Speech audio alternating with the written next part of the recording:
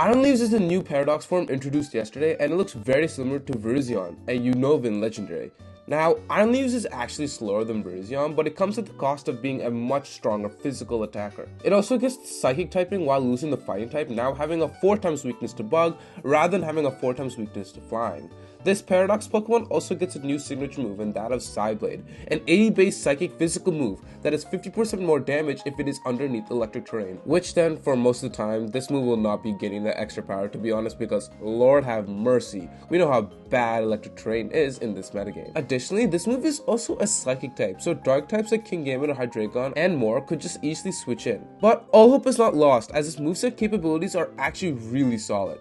Unlike Walking Wake, Iron Leaves gets a boosting move to its already monstrous 130 physical attack stat, and that is in the form of Sword Stance. Sword Stance giving a +2 to that already high attack stat could be a nightmare for opposing teams. Additionally, this Pokemon also gets the move of Trailblaze, which, if you guys don't know, is a grass type move that does damage in addition to boosting its speed by 1 stage. So theoretically speaking, doing a Sword Stance then Trailblazing to boost your stats could start snowballing if your opponent is not careful.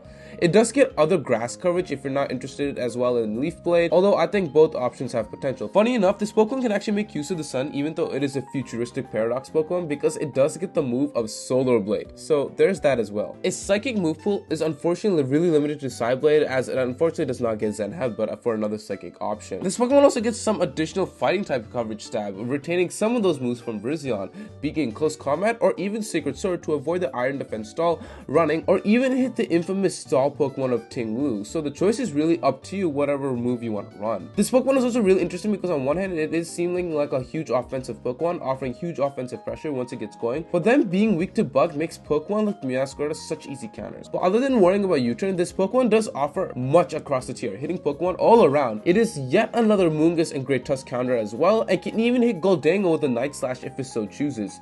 It really hits neutral or super effect throughout most of the tier, which in my opinion isn't at least horrible, because this means having this snowball onto your opponent can be super deadly if they don't have the right counters, and at least it does not have super obvious counter picks for this Pokemon. I think my favorite strategy with this Pokemon actually involves the infamous Shed Tail and Orthworm, and hear me out on this.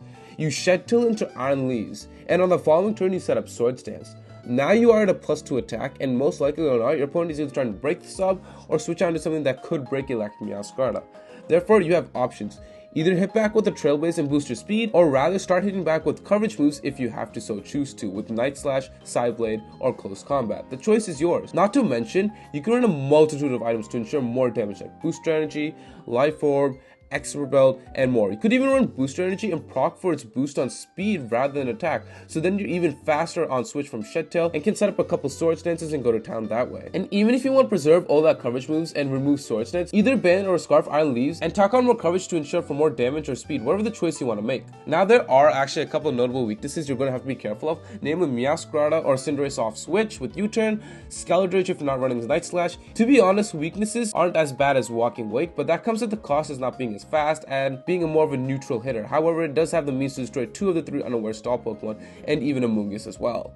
Anyways, I think U-turn is actually more of an issue than anything, or even a bug bust from Quiver Dance Volcarona, as it will be a complete wall to anything this Pokemon may want to do. Terra Fire or Terra Fighting in all honesty can help solve this issue, and even a Terra Water actually for Skeletorage, although I do admit Terra Water is more of a niche pick compared to the other two.